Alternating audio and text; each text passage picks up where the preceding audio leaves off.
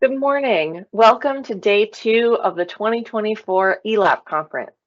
I'm Karen Black, Conference MC, and we're so glad to have you here with us and excited for you to hear from all the great presenters we have scheduled for you today.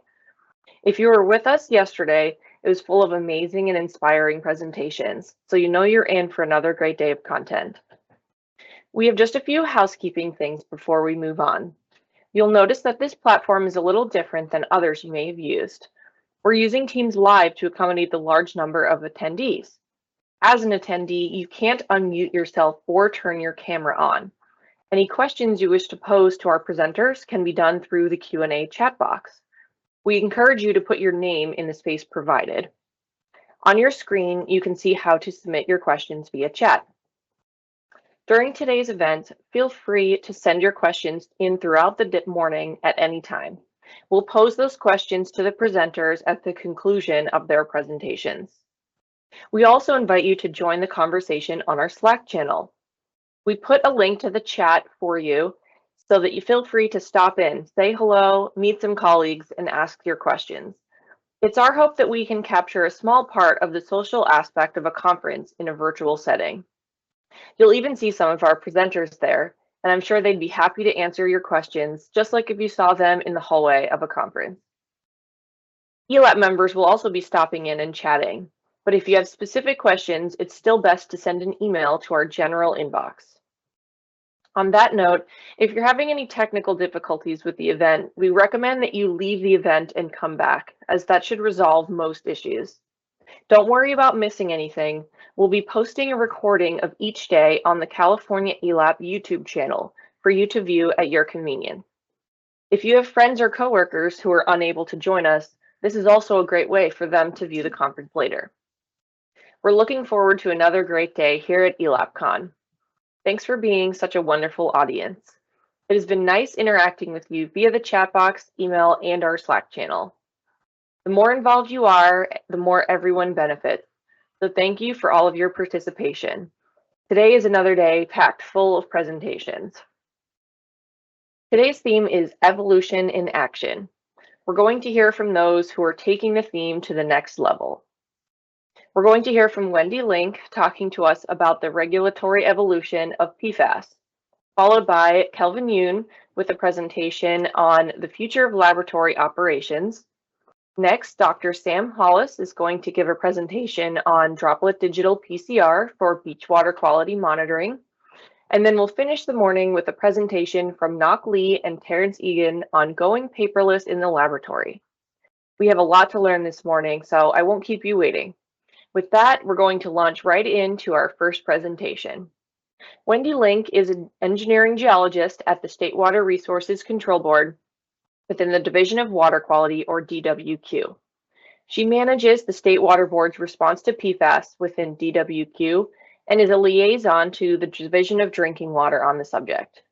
She's a registered professional geologist in the state of California and certified as a project manager professional by the Project Management Institute. Please welcome Wendy to the ELAP conference stage. Good morning. Thank you for inviting me.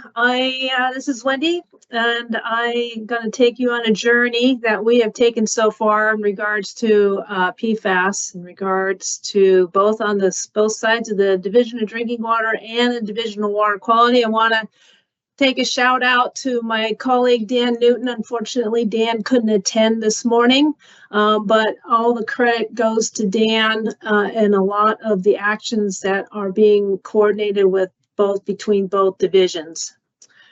So I'm going to talk about, next slide, please. I'm going to talk about where we are and where we've taken this journey for PFAS. We started on both sides of the house, both the water quality side and Division of Water Quality, having to use and utilize, especially on the water quality side, methods that weren't available by EPA at the point in time. But now On the water quality side, we now have an EPA method that's available. On drinking water, there's always has been a method available, method either 537.1 or 533. But it always was focused on these targeted PFAS, right? And we really need to work outside that box. We need to be, this iceberg analogy is a good one. Our targeted methods only really sees that very top part of that iceberg, and we're really moving towards understanding what's below the water here. And in that effort, we have embarked on a multi-year project, and we have been coordinating with the EPA Office of Research and Development and understanding and getting the tools to actually do non-target analysis. We have always embarked already on using absorbable organic fluorine, EPA method 1621. But we also know that there are some compounds that we still cannot see, either using current analytical targeted methods or other methods that are available. And so unfortunately, we were hopeful that we would close the mass balance, but we didn't quite get there. But let's talk about where our journey started and where we are moving forward to. Next slide, please. So the evolution of investigating PFAS in California started back in 2018, 2019. Both the Division of Drinking Water and Water Quality actually were working hand in hand in investigating both industrial source sites that we knew that had the highest, most likely highest impact for PFAS, in combination with analyzing and asking public water systems to sample public water supply wells within those locations. Investigative orders were issued out to airports, landfills, chrome platers, bulk fuel terminals, and refineries. Meanwhile, the Division of Drinking Water issued general orders to public water systems in those areas as well to understand what the presence or absence of PFAS is. We also investigated wastewater at asking POTWs to analyze for the influent, effluent, biosolids, and groundwater. And currently, how things have been evolving is that both sides are moving towards monitoring for PFAS. We are moving towards incorporating PFAS as part of monitoring requirements on the water quality side through NIPIDs and WDR permits. And on the drinking water side, things have evolved quite much more quickly through initial monitoring orders, the issuance of notification and response levels, and we do now have a public health goal for PFOA and PFOS, two of the many, many PFOS compounds that are out there. There are pilot studies that we have conducted. We are currently embarking on a project to monitor all public water systems that serve disadvantaged communities.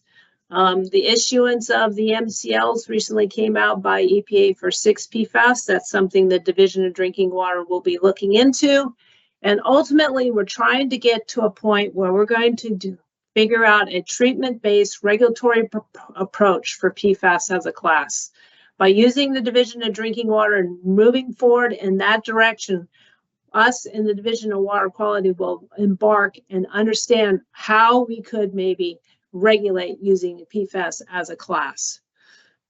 So let's talk a little bit more about how the evolution on the methods have evolved with drinking water. Next slide, please.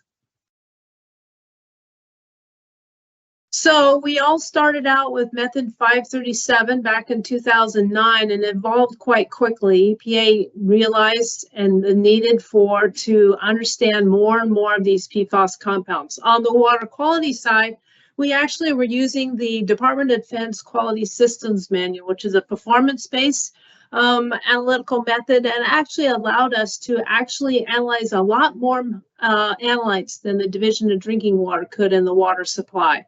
So we had an idea what those additional compounds were, where the drinking water had to limit themselves to based upon those drinking water methods. So since then, in 2018, 537.1, you can see now we're up to from 14 analytes to 18 analytes, right?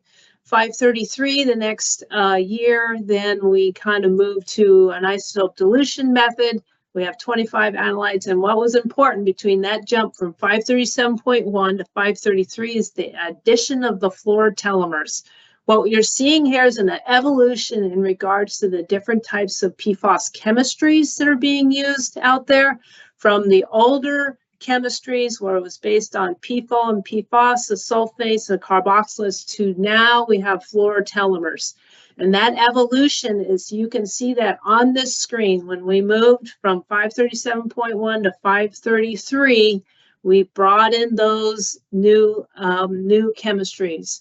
Now we're actually moving forwards just beyond targeted analytes. Now we're into the other ones, absorbable organic fluorine. What can we see can be a kind of a proxy for a total PFAS method. We're also embarking on ultra shorts. Those are those very short chain. Those are the newest types of compounds that we're seeing, and also non-target analysis. Next slide, please. And we couldn't do this with a whole bunch of stakeholders that are incorporated into what we have been doing so far.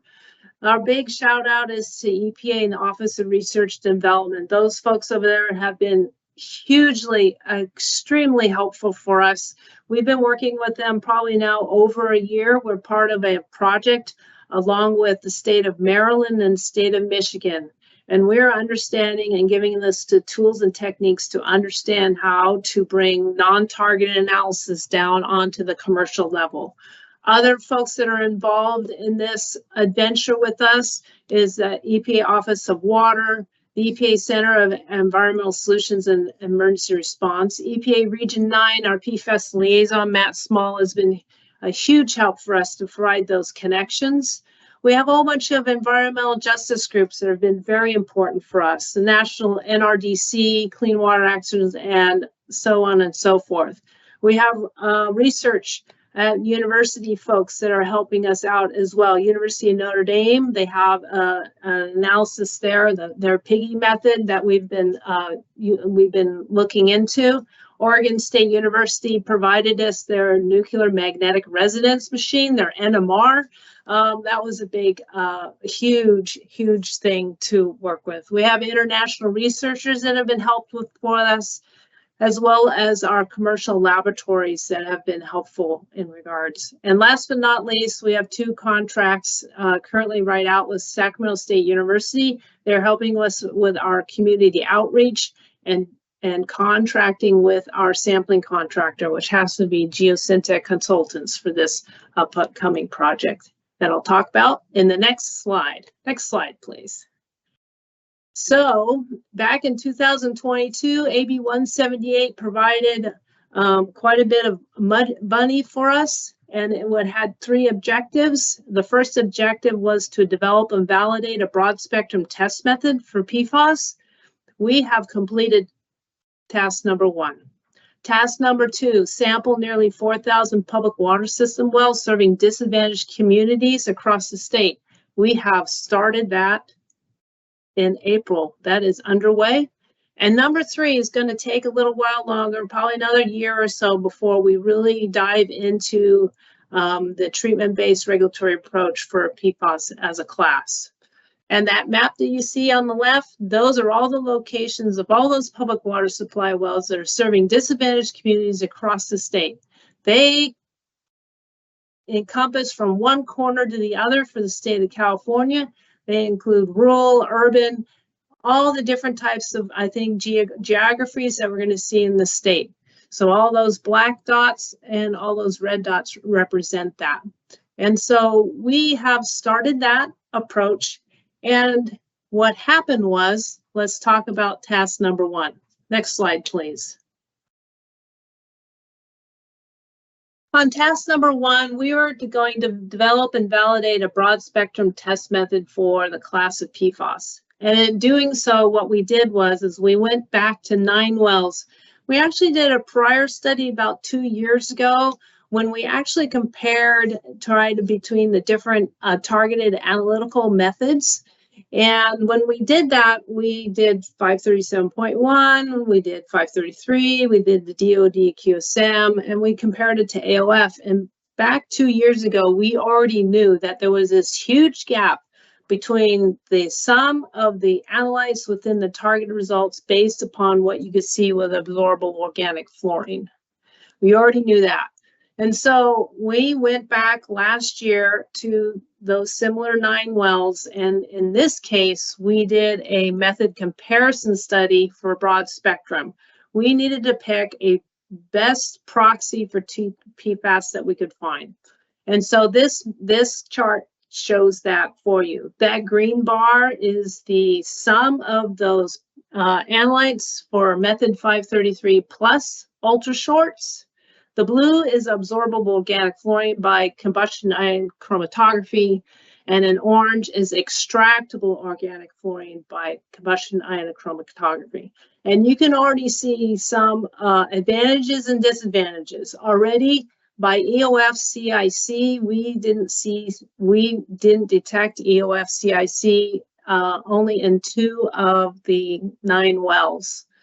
You can see the AOF, right, in comparison to the green total bar, right? In some locations, the AOF is about the total, and in some locations it's not. And so we still have a gap in that understanding of total PFAS across the state in our public drinking water supply well.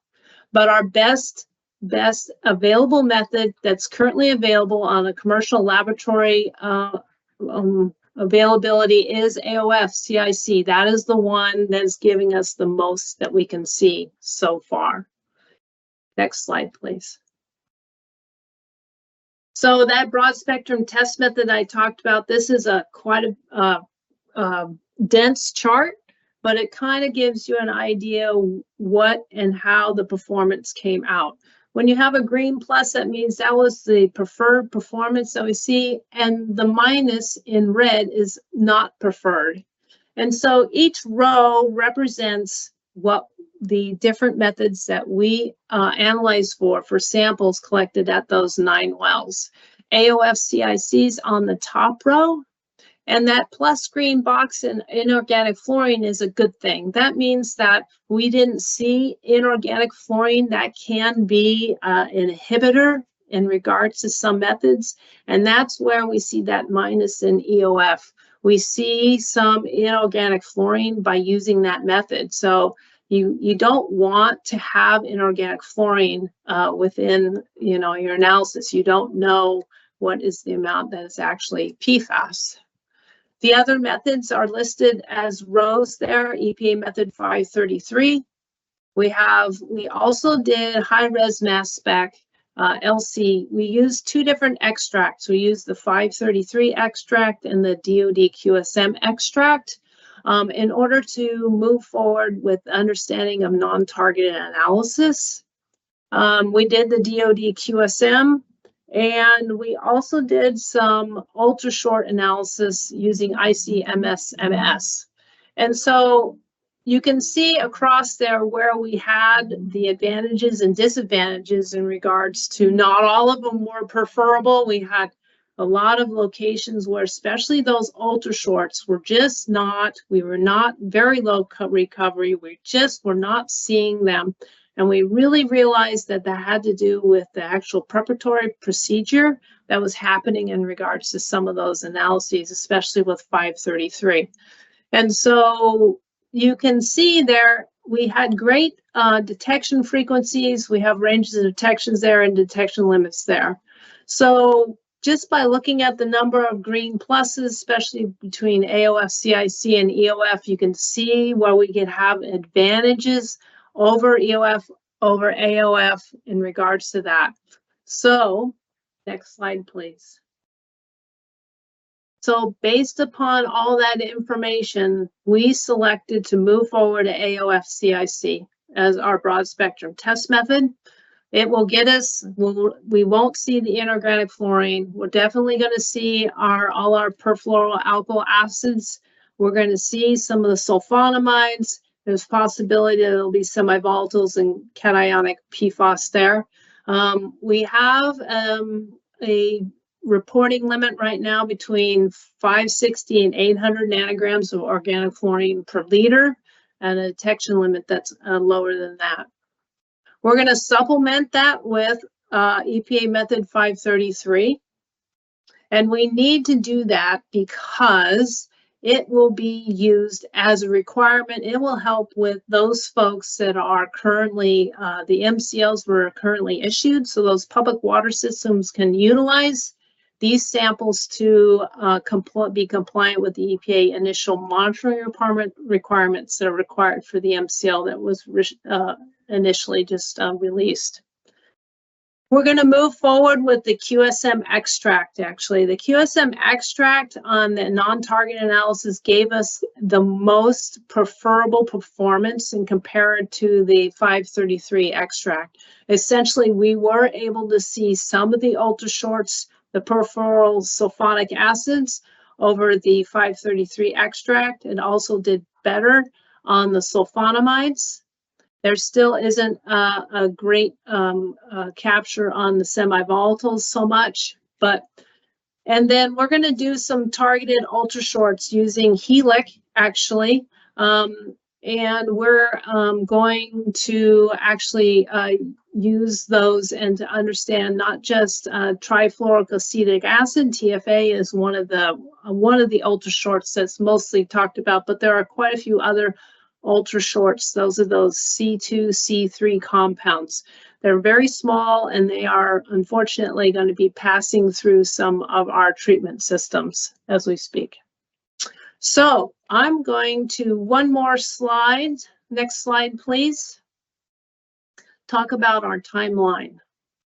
So we completed our selection of the broad spectrum analysis. We have begun the sampling at the DACs, the disadvantaged communities, back in April. We hope to complete all of those samples in the next 2 years. Currently, the contractor's out there sampling at a rate about 100 to 150 wells a month. And that's where our current clip is going to be in regards to getting all of this done. We hope to start testing at existing public water treatment systems in 2026, 2027. And so we're going to use the analysis and the effort that we've seen at the DACs. We may provide some additional adjustments, but we really want to understand what is coming into that system, what can we see, what's being removed at the end. We want to show how much PFAS is actually being removed. And if we use some kind of an AOF or some other type of maybe available analysis, then we can find out how much is actually being removed. We will complement that with targeted analysis. So based upon what we see for the non-target side, while we're sampling all those wells across the state, there's a subset of those that will have non-target analysis in the ultrashorts, and we will now know our abundance across the state. What are those compounds that we're seeing on non-target analysis? What are those ones that are that gap, right, between that tall bar and the short bar, the tall bar that could be an AOF and such. So then we'll kind of have an idea of what those other PFAS are in our state. How effective our existing treatment systems, both GAC and ion exchange, have the ability to remove those. Let's show that. Let's accomplish that and show what can be removed. Then let's deal with what's not. And that's the plan. And then we can really focus our efforts on health-based information on what will be and could be passing through based upon those different types of treatment systems. That's how you begin a regulatory process in order for a treatment-based approach for PFAS as a class. And that's how we're going to look for it in drinking water. And that's how all of this effort will help tremendously benefit the groundwater side as well. and protecting our groundwater resources. So, next slide. I want to just once again thank you for your time today. There was a lot of information there.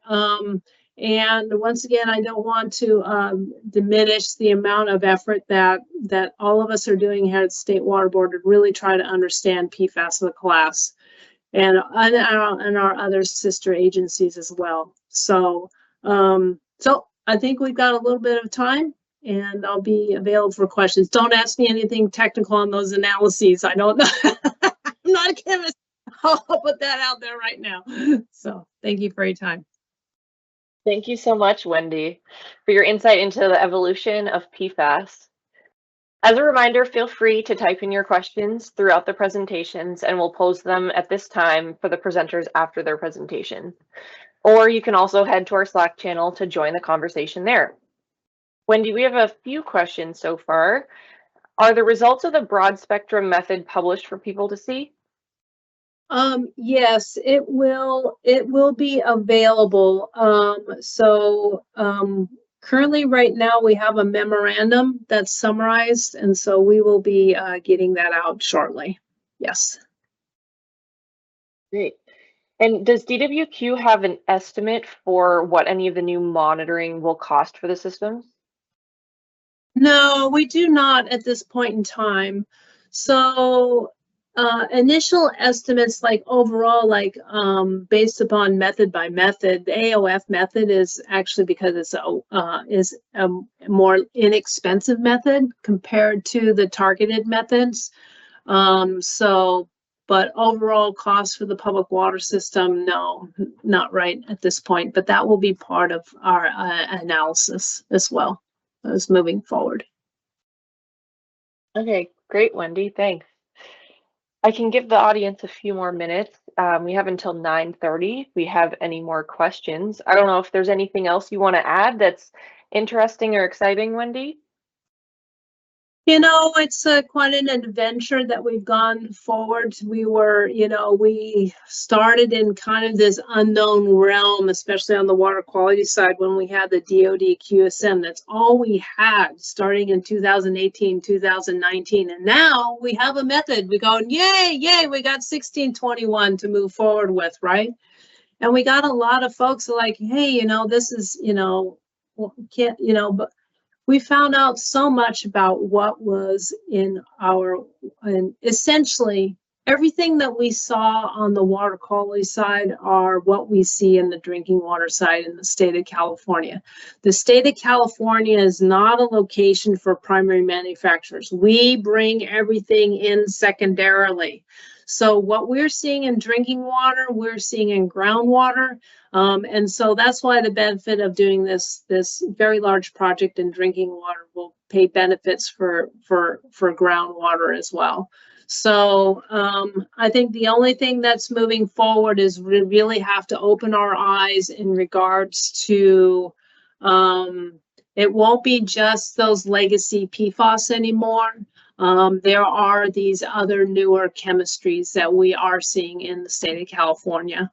So we'll just have to deal with it once we figure out what they are. So. All right, great. Thanks, Wendy. Well, we'll start with Kelvin a few minutes early. So up next to the ELAP conference stage is Kelvin Yoon. Kelvin is the laboratory superintendent at the Los Angeles County Sanitation Districts. He holds a Bachelor of Science degree in chemistry from the University of California at Los Angeles and a master's degree in environmental engineering from Loyola Marymount University. With over 20 years of experience in environmental testing and analysis, he currently oversees quality assurance programs, including accreditations, corrective actions, document control, ethics and data integrity, method validation, proficiency testing, and support equipment verifications. Most recently, Kelvin is responsible for implementing the 2016 TNI-2 regulations across the 10 LA County Sanitation District laboratories. This morning, he's going to talk to us about this transition. Please welcome Kelvin. All right, thank you, Karen, for the warm introductions. Good morning, everyone. It's great to be back on this stage to share information about our lab operation. It's truly an honor and pleasure to be here today. Before I start learning from yesterday's experience, I should probably start with a brief disclaimer. The views and opinions expressed in this presentation are solely my own and do not necessarily reflect the official policy and position of the LA County Sanitation Districts. All right, the title of my presentation is The Future of Laboratory Operation, an evolutionary shift from manual to automated workflow. So over the last year, the lab community continued to face a host of challenges, including supply chains disruption, adopting new ELAP regulations, and the 2021 method update rule for wastewater laboratories. Through the story I'll share, I hope to provide insightful information that inspire you and prepare your lab for future challenges. Next slide, please. Before diving into the main part of the presentation, let me give you a brief overview of LACSD. LACSD is a public agency consisting of 24 independent special districts, serving approximately 5.5 million people in LA County. Our service area covers around 850 square miles and includes 78 cities and unincorporated areas. The districts operate and maintain 11 water reclamation and wastewater treatment plants, has shown that in the purple triangles and blue triangles, which handle about half of the wastewater in LA County. Collectively, the sanitation district treats more than 400 million gallons of water per day, making us one of the largest producers of recycled water in the nations. Also, the district operates 2 sanitary landfills and 3 materials recovery transfer facilities to convert solid waste into resources. So in basically one at each wastewater treatment plant, there is a laboratory perform analytical testing with a total of 10 laboratories accredited under the California ELAP program. So now that you have a general understanding of the complexity of our district operation, let's just delve into the meaty part of the presentation, how we cope with the T9-2 requirements. Next slide, please. So prior to 2024, laboratories accredited under the California ELAP program primarily adhere to method-based accreditations. So during ELAP audits, state auditors review lab operations to ensure compliance with the method requirements. Also, there were specific documentation requirements as outlined in the old ELAP regulations that laboratory had to follow. With the implementation of the new ELAP regulation this year, not only laboratory must meet the requirements outlined in the method and California ELAP regulation, but they must also comply with the quality management system requirement as specified in the 2016 T9 standard. This includes both technical and management requirements such as, click please, document control, records control, annual internal audits, management reviews. Also, there are technical requirements detailed in various modules, ranging from Module 3 for asbestos to Module 7 for toxicities. This transition has undeniably increased the workload for the lab community. As we shift from method-based accreditation to QMS-based accreditations, it is crucial to modernize lab operation and shift the culture and mindset to address these new challenges from a holistic perspective. Before we explore how the districts address these challenges, I'd like to explain how a laboratory operates within an input process output model. Next slide, please. So have you ever wondered yourself what exactly is a laboratory? Consider this as a data factory. Our input, click please. One more, yes. Our output consists of various samples: water, air, biosolids, sediments, fish tissues. We operate and maintain a wide ranges of equipment and instruments to analyze this sample effectively. In addition, we need reagents and chemicals for water quality testing. We follow standard operating procedure SOPs to generate data in a consistent manner. and most importantly, we employ a proficient workforce consisting of analysts, auditors, and scientists. In the process, our analysts meticulously adhere to SOP during sample preparation and analysis, following strict quality control protocols for sample analysis, data review, and data reporting. The outputs, in our case, are the reliable data and valuable services provided to internal and external clients to protecting public health and the environment. With the implementation of a quality management system, we generate of known and documented quality of data, which in turn improve data quality and provide more valuable services to client and end data users. However, this improved outputs come at a cost, even if the input remains constant. To address these changes, we have focused on finding ways to optimize existing processes and resources. So basically focusing on labor in the input and improving the flow of data between input, process, output sections. So to optimize existing processes and resources, we have focused on providing additional training to our analysts and improving operational efficiency by investing in technology. Investing in technology is essential to improve the flow of information, often has seen as the bottleneck of data flow. Next slide, please. So staff training and development. Training existing staff is crucial to ensure they can efficiently meet the new requirements. The resources listed on the slide offer comprehensive training program, regular workshops, and networking opportunities.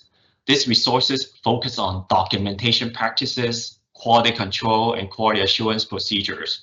In addition, they provide refresher courses to keep staff updated on best practices and any changes in regulations and the 2016 TNI standard.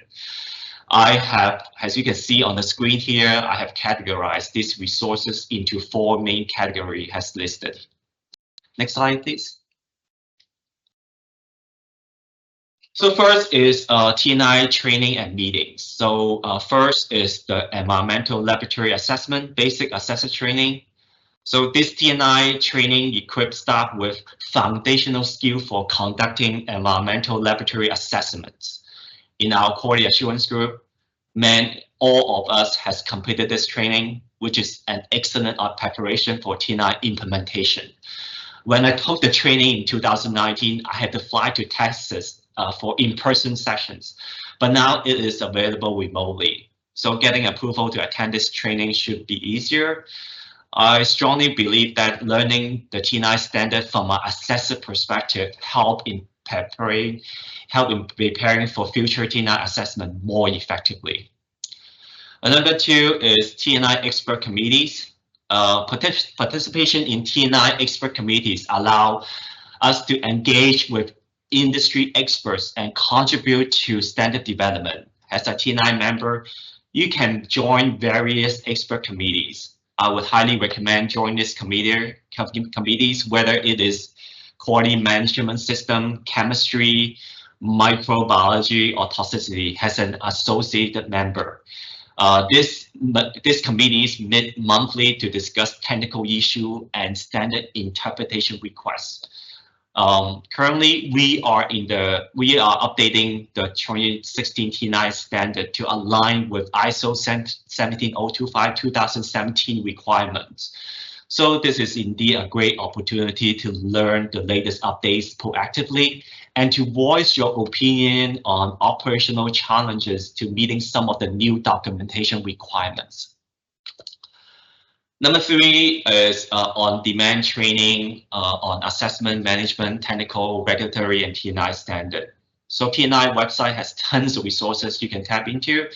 They have a web page designated for on-demand training. Really provide flexibility for staff to learn at their own pace and convenience. So when you look at the website, TNI offers a varieties of on-demand training on assessment, QMS, regulatory topics such as method update rules and the T9 standard. Last is the Environmental National Symposium.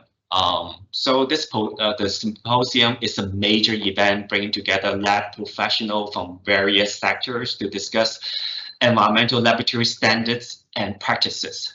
So this year, T9 Summer Conference will be hosted in California, I believe in Garden Grove, from August 5th to 9th. So this is another great opportunity to learn the latest T9 updates and networks with other lab professionals. In addition, T9 will designate that Friday, August 9th, to address specific concern regarding California T9's -2. So I hope to see you all there this August. Next slide, please. So these two organizations, California Water Environment Association and California Society of Environmental Analysts, also provide a wealth of educational resources and opportunity for professional development. This organization offers various programs designated to enhance the skill and knowledge of our lab staff. As you know, CWA provides a platform called Online Wastewater Education Network. This platform offers a comprehensive range of online courses focused on wastewater education. Of course, most of you are aware of this certification program. This program designed to validate the skills and knowledge of laboratory analysts to provide formal recognitions of an analyst's expertise and commitment to professional standards. On the other hand, CSEA offer regular scheduled technical talks that focus on current trends, new technology, and best practices in the field of environmental analysis. Both of them offer a varieties of webinars and seminars covering the diverse topic relevant to environmental laboratories. Next slide, please. Okay, we certainly have to mention what resources ELAP provides to smooth the transition. So this conference, ELAP Venue Virtual Conference, is the reason why we're here today. I don't think I need to elaborate on the benefits of attending this virtual conference for free of charge. The ELAP Slack channel also facilitate information sharing and networking beyond the conferences. I hope all of you have a chance to log on to the Slack channel so we can exchange information and ideas. Number two is ELAP forms and checklists. On the ELAP website, they provide various forms and checklists designed to streamline compliance with regulatory requirements and enhance laboratory operations. I want to mention specifically the California Regulation T9 Addendum Checklist.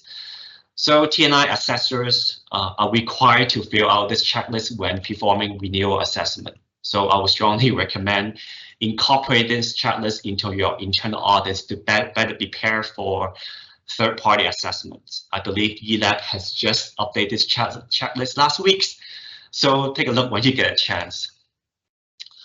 ELAP also has a YouTube channels, save all those like past conferences, training sessions, and informative videos. I always, if I need to remind myself on any T9 topics, this is usually my first to-go place to refresh my knowledge. I will also encourage your staff to review, past conferences sessions to reinforce, the understanding of the ELAP requirements. Next slide, please. Okay, currently, ELAP recognized 4 agencies for laboratory assessment services, each offering valuable resources for staff training and development. I would encourage your staff to be familiarized with the services and resources offered by this agency. This agency provides on-demand webinars, offering flexible learning opportunity with topics including quality management, regulatory compliance, technical standards. Some of them also has YouTube channels with a range of educational contents. If you you can also schedule pre-assessment and internal audits with this agency. They can certainly help identify gaps and areas for improvement before formal accreditation assessment. So from time to time, you can schedule internal audits with these agencies and use the findings from these audits to improve your own internal audit program and also your quality management systems. I know that you probably hear that you can lead a horse to water, but you can't make them drink. But at least you can make all these training resources available to your staff. A lot of this are offered for free and on demand, so staff can watch them at their own pace and convenience. This is how we were able to shift the culture and mindset by offering this training to staff. Next slide, please. Okay, in addition to staff training and development, investing in the right technology is crucial for meeting the new ELAP requirements and tackling future challenges. Here are some key technological investment and the benefits. Leveraging technology can significantly reduce the manual workload associated with new documentation and compliance requirements. Next slide, please. Okay, first is mobile workstation or tablets. Significantly improve flexibility and efficiency. We have collaborated with our LIMS vendor to develop a field app that collects data during sample collections and take field measurements. This technology offers several benefits, including real-time data entry, improved accuracy, enhanced efficiency, and better data management. By integrating this mobile station or tablets into field operations, labs can streamline workflow, ensure compliance, and ultimately improving the quality and reliability of your data. Additionally, we install, as you can see on the screen, we install PC on benches near instruments and equipment to facilitate immediate data entry and access to LIMS, and also improving accuracy and reducing delay. Both solutions reduce the need of paper-based records and significantly minimizing transcription errors. Next slide, please. Electronic signatures. So adopting electronic signature technologies can streamline documentation processes and enhance compliance. I would say since 2020, 4 years ago, we have implemented an electronic signature policy using Adobe certificates and DocuSign across the lab for all relevant documents. This technology significantly speeds up approval processes and reduces the time spent on paperwork. It also provides a clear, traceable records of who signed it, what, and when, which is essential for preparing for internal and external audits. Compared to wet signature, electronic signature offers various methods of authentications to ensure that the right person is signing the document with secure timestamp that cannot be erased. Next slide, please. Okay, this is about wireless thermometers. So you can also look into different support equipment with Wi-Fi capability to transfer data wirelessly to a data system. For example, wireless thermometer can provide a real-time monitoring of critical temperature in the laboratory, helping maintain the integrity of samples and reagents. In this case, the data loggers automatically record temperature data based on the frequency you set.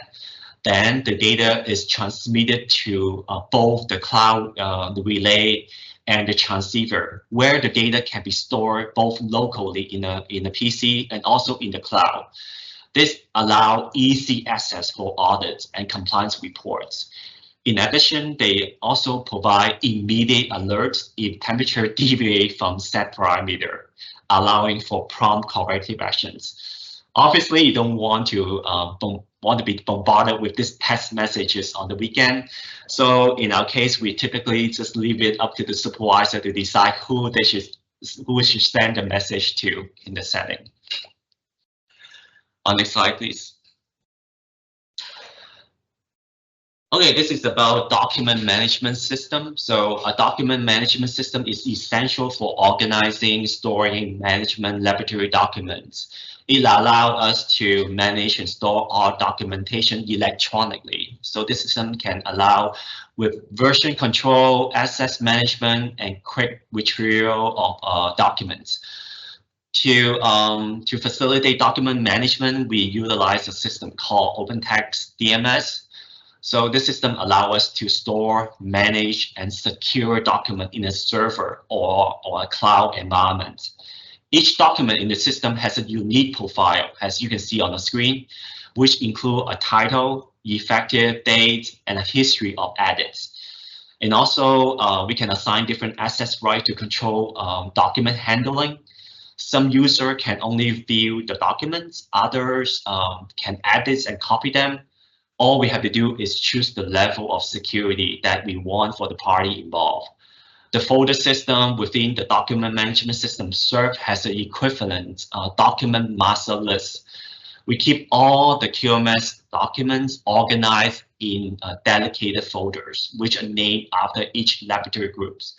Since this system is implemented on a server or a cloud, all documents are accessible across all 10 ELAP accredited laboratories. Next slide, please. A LIMS, a laboratory information management system, automate and streamline laboratory operation and data management. It basically integrated data from various sources, providing a comprehensive view of laboratory activities and automating routine tasks to reduce manual labor and minimize errors. This probably makes LIMS one of the most effective ways for labs to meet many TNI requirements. As mentioned earlier, we have collaborated with our LIMS vendor to develop a field app that can be used during sample collections. This app allows for field measurement to be taken on a tablet and the data to be transferred automatically to the LIMS. Also, we have developed digital bank sheets, known as logbooks, which are integrated into our LIMS system. So this logbook allows us to input principal and auxiliary data directly into LIMS. Previously, as you can see on the screen, our laboratory temperature logs were quite messy, but with the digital logbook featuring auto audits, we have modernized workflow to be both efficient and audit ready. Also, since 2009, we have been working closely with the LIMS vendor to create instrument parsers, automating the transfer of data from various laboratory instruments to the LIMS. The parsers can read raw data files generated by laboratory instruments in various formats, such as CVS, Excel format, text, or any proprietary format specific to the instruments. Then it can extract relevant data points and transform the data into the format compatible with the LIMS. This can involve like converting units, normalizing value, or restructuring the data according to the LIMS data model. The instrument parsers, along with the field app and digital bank sheet, allow us to input data into LIMS as seamless as possible. Also, in terms of output, we work with PT vendors that accept electronic data deliverables, EDD, allow PT results to be directly uploaded into the PT vendor's database. This streamlined PT reporting significantly eliminate transcription errors and reducing processing time. Next slide, please.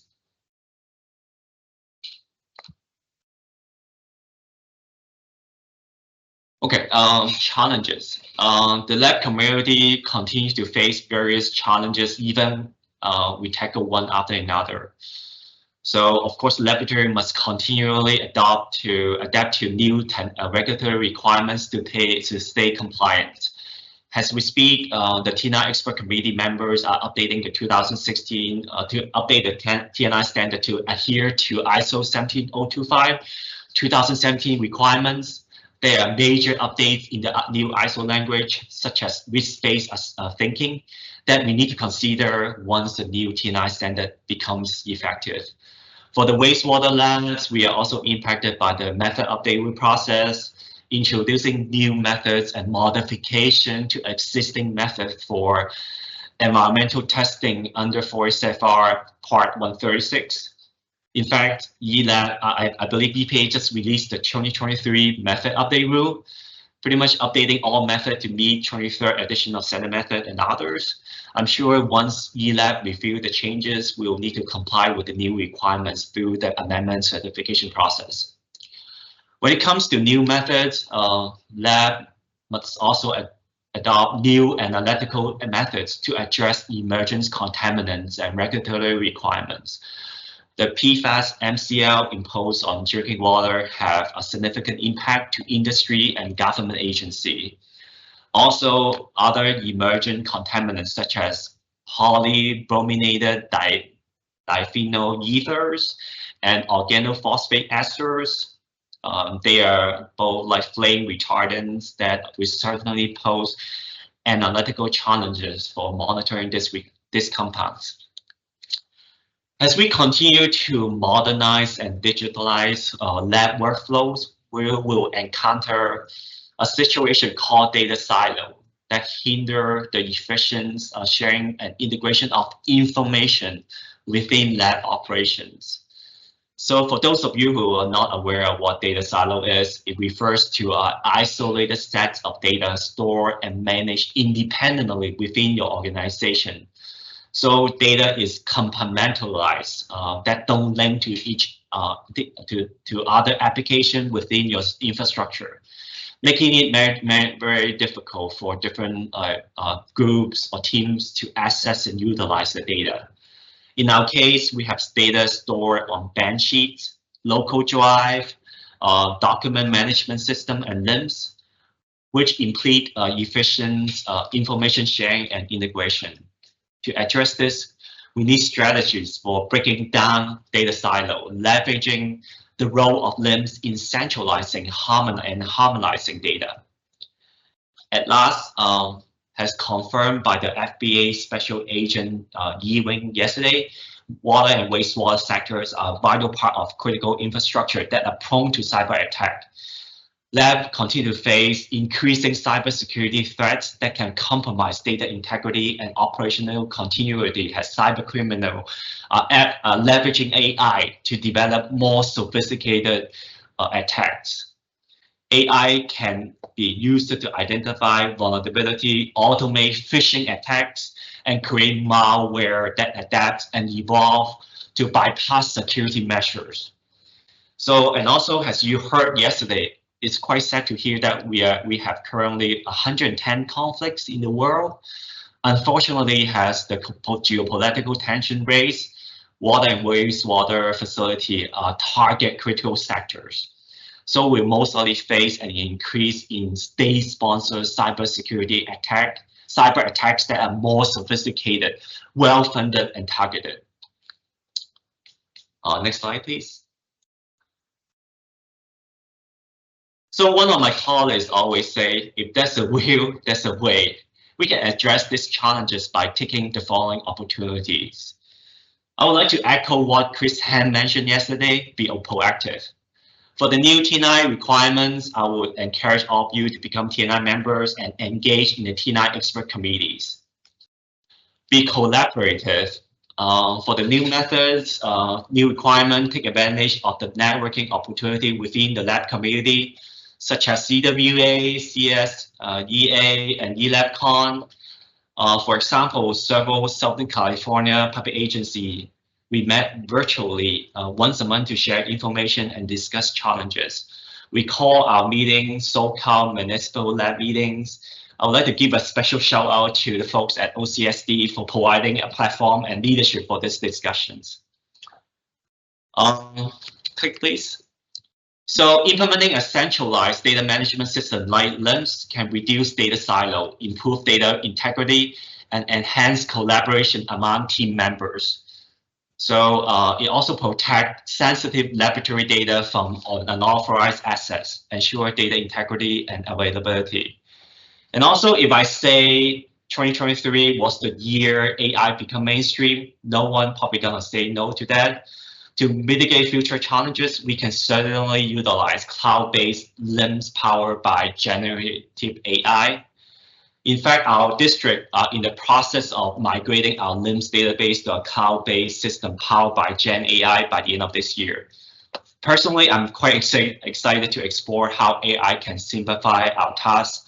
I hope to utilize AI in the next 2 years to meet all these challenges. Next slide. In closing, I just want to share our laboratory quality statement really quick. In the last few years, I think it become increasingly evident that the lab community play a critical role in public health. So next slide. Just click all that. Okay, so next one.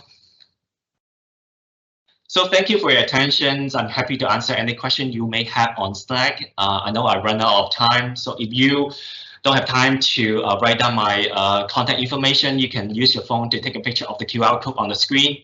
Then it should open an Outlook email with my email address on it. Thank you for your time today. Thank you so much for your presentation, Kelvin. That was amazing, very thorough too. We have several questions, which we may not have time to get to all of them. So we encourage you to join the Slack channel, and you can continue to post those in the chat, and we will try to respond to those when we move on. But just to get to a few questions, Kelvin, what app do you use for your field data input? It's integrated in our LIMS system. So I don't know whether I can share the name of our LIMS system with you, but if they're interested, they can certainly send me a message on the side. Okay, great. So that'll answer one of the other questions about which LIMS you're using. So you can just email people who are curious about that? Certainly, yes. Okay, great. And we'll do just one more question. What was your biggest challenge in implementing TNI in a large laboratory system? I think it's very important to create an implementation timeline and be proactive. Before we basically work on implementing TNI during the pandemic, and when people work from home, when people worry about all the public health issues. But I think we start off with just a plan, a 3-year plan, and then just take baby step to and then try to achieve some milestone, so people know that we are making progress in the implementation. So that helps a lot. Great, thank you. Up next is Dr. Sam Hollis with the San Diego County Public Health Laboratory. Dr. Hollis oversees genomic epidemiology sequencing waters, lab support, and the public health manager training programs as assistant laboratory director with the San Diego County Public Health Laboratory. Over the course of her career in environmental chemistry and in the public health laboratory field, she's held positions as a public health microbiologist 1 and 2 at the Orange County Public Health Laboratory and as a supervising public health microbiologist at the San Diego County Public Health Laboratory, where she relocated the Waters Laboratory and launched ddPCR beach water testing. We're honored to welcome Dr. Sam Hollis to the ELAP Con stage. Good morning, everyone. As she stated, I'm Sam Hollis. I'm the Assistant Lab Director at the San Diego County Public Health Laboratory. Today, I'll be taking you through the implementation of droplet digital PCR for beach water monitoring in San Diego County. Next slide, please. So briefly, I'll be going through the PHL program overview, the Tijuana River Valley crisis, some background on ddPCR, the San Diego County experience after the implementation of ddPCR, our road to approval for our ddPCR testing, and some conclusions and references. Next slide, please. I'll just be briefly taking you through our public health laboratory and beach and bay program here. Next slide, please. San Diego County has a population of roughly 3 million in 2023. Our main industries are international trade, manufacturing, military, and tourism. San Diego County Public Health Laboratory has 2 CLIA laboratories and 1 ELAP laboratory. Our ELAP laboratory is located within the Health and Human Services Agency, but works in collaboration with the Department of Environmental Health and Quality, who handle the sampling. Next slide, please. The San Diego County Beach and Bay program, mainly run by the Department of Environmental Health and Quality, does the California AB 411 sampling, which requires sampling between April 1st and October 30th, with weekly sampling of beaches next to coastal outlets. In San Diego County, we do conduct sampling year-round, not just during that April to October time period. San Diego has 70 miles of coastline, and 45 of those beaches on that 70 miles are sampled by the Department of Environmental Health and Quality, and 54 are sampled by partner agencies. We also have a Board of Supervisors initiative in San Diego that has daily sampling of our South County beaches. There's more information on the Beach and Bay program at sdbeachinfo.com. Next slide, please. San Diego County has a unique situation with a point source of sewage due to a crisis in the Tijuana River Valley area. Next slide, please. For decades, contamination and pollution from the Tijuana River and failing infrastructure from wastewater plants across the border, including Punta Bandera, have been impacting the coastline and beaches in San Diego County. We have transboundary sewage flows, and these impact the health, economy, and environment of our county and its residents. Repairs are desperately needed to handle the capacity in the South Bay wastewater treatment plant. And due to these sewage impacts, some beaches in our county have been in closure status for more than 1 year, including some of those disadvantaged communities that are identified by SB 535. Next slide, please. There have been some federal and state actions on these challenges. In June of 2023, the US EPA and International Boundary Water Commission finalized projects to reduce transboundary water pollution with $300 million. And in March of this year, Governor Gavin Newsom issued $103 million to address the Tijuana River sewage crisis. Next slide, please. Locally, we've had some actions as well. The Board of Supervisors in the county declared a public health crisis in February of 2021. And more recently, we've had local emergencies declared, County of San Diego and City of Imperial Beach in June of last year, and Port of San Diego in April of this year. Next slide, please. So what do we do about these sewage impacts in our South Bay community? Well, a testing solution was proposed to get more rapid results to the public to better protect their health of using ddPCR. Next slide, please. As I've stated, the way that things work in San Diego County is that Department of Environmental Health Quality samples beaches daily, and then the Public Health Laboratory currently uses ddPCR, or droplet digital polymerase chain reaction, to produce more rapid results to inform the public of the water quality conditions within the same day. This test also allows us to reopen beaches quicker. ddPCR tests for Enterococcus, a fecal indicator bacteria, and a test for that Enterococcus DNA, which is more precise and protective of the public health. When fecal indicator bacteria are non-culturable, pathogenic viruses such as norovirus may still be present. So having this ddPCR test, it can be more protective of public health. Next slide, please. Previously, we used culture methods, including CoAlert 18 and EnterAlert, to do our testing to look for Enterococcus and total coliforms and E. coli. The process begins and ends relatively the same as ddPCR. We intake the sample, process it, and put it into trays, incubate for 18 to 28 hours, depending upon the test, read the trays, result them, and send out a report to our clients. Next slide, please. Under the new ddPCR method, we obtain results in the same day, instead of with the previous test. For EnterAlert, results sometimes weren't available for as much as 30 hours. With ddPCR, we intake the sample, filter it, extract it on a QIAcube while concurrently making our master mix, perform template addition, generate auto droplets on an auto droplet generator. We thermocycle it while we concurrently set up the software for our droplet reader using the FAM channel. And then we analyze our data and result and report. And this process typically takes 8 to 10 hours. As you can see with ddPCR, we're able to get results to our community on the same day, and we can catch those surfers who are planning to go to the beach after work. Next slide, please. Some background on how ddPCR works. Briefly, the mixture is partitioned into tens and thousands of subreactions. It makes a water and oil droplet partition in a uniform size and volume, and that uniform size and volume is very critical to the performance of the test. ddPCR allows for the detection of rare targets and complex backgrounds, and it's very tolerant to inhibitors, which is an advantage over qPCR. It's also great for mutant detection and multiplexing. However, that's not the application in this case. Droplets are PCR amplified on a thermocycler similar to qPCR, but they're thermocycled to endpoint and read using a droplet reader. Droplets are then assigned as positive or negative based on the fluorescent amplitude. In the bottom right corner, you can see the gray bar on the bottom is the negative droplets. The pink bar going across is the threshold set to determine the negative droplets. Up at the top, you have the blue collection of droplets, and those are the positives. So ddPCR allows you for absolute quantification without the need for a standard curve, giving you a result in copies per microliter. The number of positive and negative droplets can then be used to calculate the concentration of the target DNA based on the Poisson distribution corrections. But this does require proper mixing for random distribution and a uniform size and volume of droplets.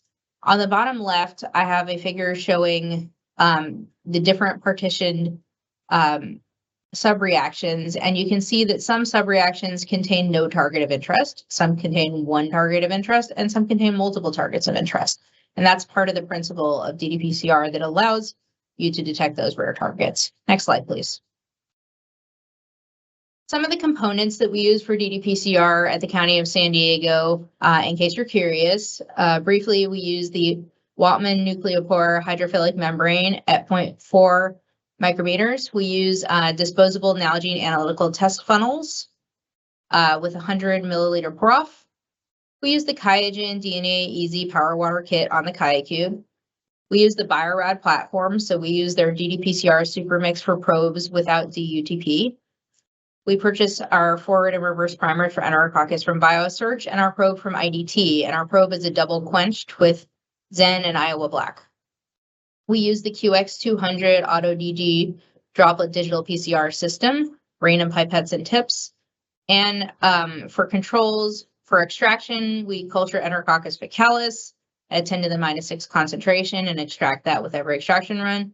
And for our ddPCR to check for amplification, we use a G block at a concentration above our exceedance threshold and below our exceedance threshold. Next slide, please.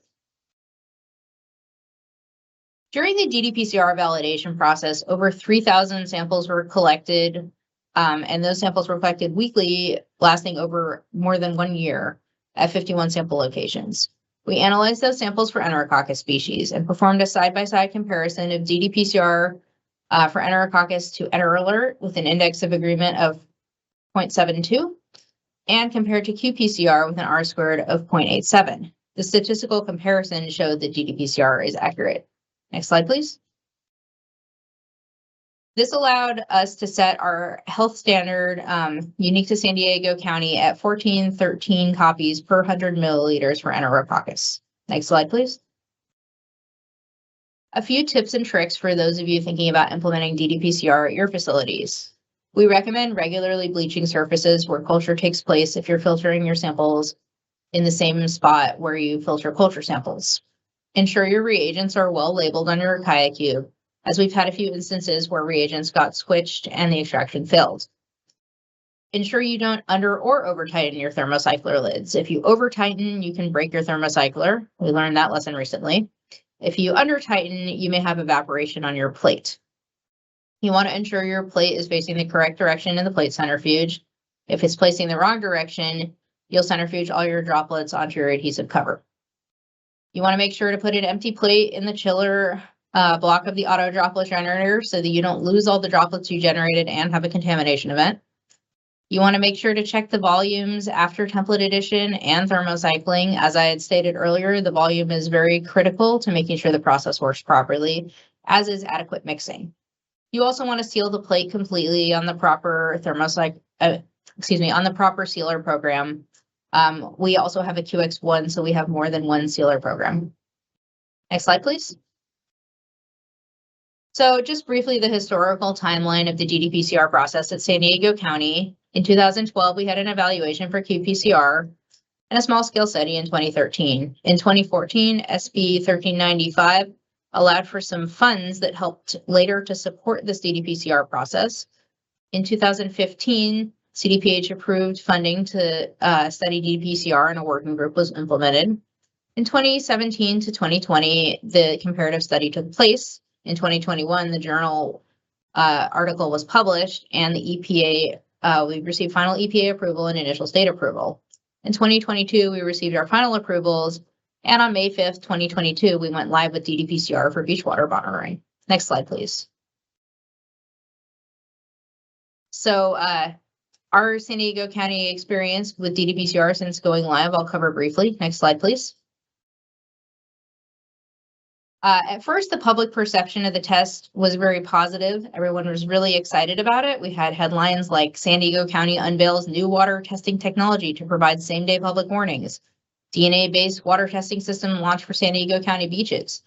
Then as the results of the test started to come in, the tide of the public perception changed a little bit. We had headlines such as new ocean testing system responsible for canceling 2 major events in Coronado. South Bay mayors want county to ditch new coastal water test. New pollution test wreaking havoc on South San Diego. Because we have this point source of sewage in San Diego County, we experienced numerous advisories in our South Bay following the switch to this new test. Next slide, please. So in California, generally there are 2 types of postings at beaches. Advisories, when water sample results don't meet state health standards due to high bacterial levels, and closures, when beaches and bays are impacted, such as a result of a sewage spill from a sanitary sewer overflow, a chemical spill, or in San Diego County, the Tijuana River overflow. However, in San Diego County, due to those impacts from those South Bay and the Baja California wastewater treatment plants that are sometimes discharging raw sewage into the ocean, and the Tijuana River that's bringing transboundary sewage flows into our beaches, we needed to take a different approach here. So we created an additional tier, our Department of Environmental Health and Quality, called a warning tier. This posting lets beachgoers know when water sample results don't meet state health standards due to high bacterial levels, so aka you're in advisory, but environmental factors also indicate currents are pushing bacteria north from the international border. When we have south swell events, the water pushes up from Mexico and gets trapped along the border and along our coast, and that impacts our beaches. However, because many of our beaches are often in advisory, you get a little bit of sign fatigue, right? If the beaches are constantly in advisory, it's harder for people to pay attention to them. So when they see this warning tier, the hope is that they'll take extra caution and realize that not only is the beach an advisory, but in addition to being an advisory, there are also potential sewage impacts at play. Next slide, please. As far as our turnaround time goes, you can see on this chart on the left, it's greatly improved. With NRAlert in November of 2021, our turnaround time was nearly 30 hours. November 2022 and 2023 with ddPCR, we were between 8 and 9 hours. So obviously we're getting results to our public much faster to allow them to make decisions. On the ddPCR versus culture side, during our prime beach season of Memorial to Labor Day, when we look at the percent of samples above our exceedance threshold of 1413 for ddPCR, we see that Imperial Beach is in exceedance nearly 80% of the time in 2022 and nearly 100% of the time in 2023. That compared to what we were seeing with Coulter, this is a big difference. However, we feel that this test is doing a better job of showing what's actually out there to the public. As you can see, though, if you look through our figure, the issues with our sewage impacts are worsening year to year. You can see the Avenida Lunar, which is up a little bit further north from Imperial Beach, closer to Point Loma, the edge of Coronado. We were only experiencing a little bit under 30% exceedance in 2022, and now we're up to nearly 70% in 2023. If you compare these South Bay sites to a North County site, Torrey Pines, you can see a more typical exceedance profile of roughly 10%, 12%. So it's a big difference, the impacts that are happening to our South County region versus our North County. Next slide, please. DDPCR has also allowed us to reopen beaches sooner. Because we're getting results the same day, it minimizes the amount of sampling that takes place because we get results back before we send someone out to sample. Previously to DDPCR, we would be sending somebody out to sample the sites with a spill. We'd be sending them out before we'd receive the previous day's results. So we might be sending them to sample an area that they didn't need. This whole cycle of getting those results back the same day allows us to reopen the beaches sooner. So Barraquitos Lagoon in March of 2023 was impacted by a sewage spill in the lagoon, and we sampled the beach and we were able to reopen it on the 4th day. Next slide, please. So some of you may be wondering how to get to approval. So the EPA allows for alternate test procedures. However, these alternate test procedures have certain limitations. And in 2014, the EPA realized that the science was outpacing the EPA-approved regulations and methods. And so they developed the technical support materials to help users find site information and scientifically defensible and protective alternate recreational water quality. The technical support materials have site-specific use only, and you can consider different analytes. And you come up with an alternate indicator and method for ambient water monitoring, and then you base this on a correlation determined between environmental samples. You'll need at least 30 paired data points in the data set taken over time, covering a range of conditions at the site. So if you're using it for dry weather and wet weather, you'll need to monitor both types of conditions. And then you'll need to demonstrate equivalency with the approved method. Next slide, please. So step one, you'll need to gather information on the performance of the alternative indicator method based on the list of attributes in the technical support materials. Then for step two, you'll gather information on water quality data and put together a sampling and analysis plan and your water quality data. And you need adequate data. You'll need at least 30 paired points within the limits of quantification. This was one of the challenges during our study. You saw we collected many samples over a long period of time because it was difficult to get values that were within the limits of quantification for NR alert. Values were often below the method detection limit for NR alert.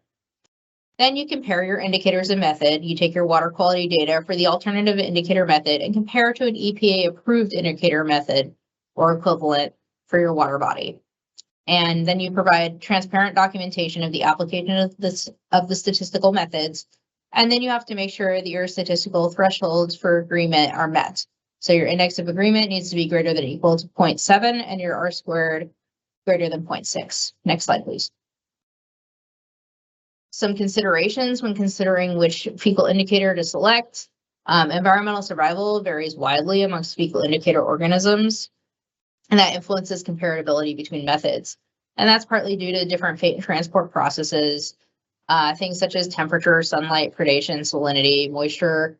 Those all affect the survival of fecal indicator organisms, and they vary by site and by organism. Researchers have also documented that sometimes fecal indicator organisms can grow in ponds, flowing waters, and beach sands, and obviously that can affect performance as well. When you're looking at a molecular method, for instance, a qPCR signal is a measure of abundance of viable cells, non-viable cells, and extracellular DNA.